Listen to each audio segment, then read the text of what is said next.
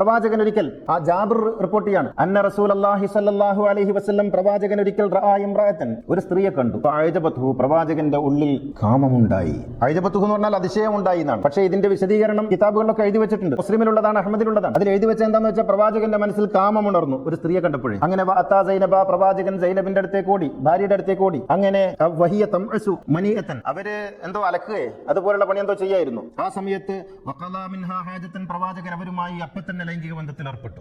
ഒരു സ്ത്രീ ഇങ്ങനെ നടന്നു പോകുന്നത് കണ്ടപ്പോ പ്രവാചകന്റെ ഉള്ളിൽ കാമമുണർന്നു. ഓടിപ്പോയി സൈനബ് എന്ന് പറയുന്ന ഭാര്യ അലക്കിക്കൊണ്ടിരിക്കുമ്പോ അവരെ അവിടെ നിന്ന് പിടിച്ചു കൊണ്ടുപോയിട്ട് ലൈംഗിക ബന്ധത്തിൽ ഏർപ്പെട്ടിട്ട് തിരിച്ചു വന്നിട്ട് പറഞ്ഞു, ഇങ്ങനെ ചെയ്യണം എല്ലാവരും ഒന്ന് നോക്കണം. നിങ്ങൾ ഒരു പ്രവാചകനെ കുറിച്ച് പറയാണ്, മുഹമ്മദ് നബിയെ കുറിച്ച് പറയാണ്. ഇവർ മുഹമ്മദ് നബിയുടെ പോരിശമൊക്കെ പറഞ്ഞിട്ട് മുഹമ്മദ് നബിയുടെ സ്നേഹമൊക്കെ പറഞ്ഞിട്ട് ഇങ്ങനെ നിലവിളിക്കുമല്ലോ. മുസ്ലിം 1403 നമ്പർ റിപ്പോർട്ട് ചെയ്ത ഹദീസാണിത്. അഹമ്മദ് 14537 നമ്പർ റിപ്പോർട്ട് ചെയ്ത ഹദീസാണ് ഞാൻ ഈ വായിക്കുന്നത്.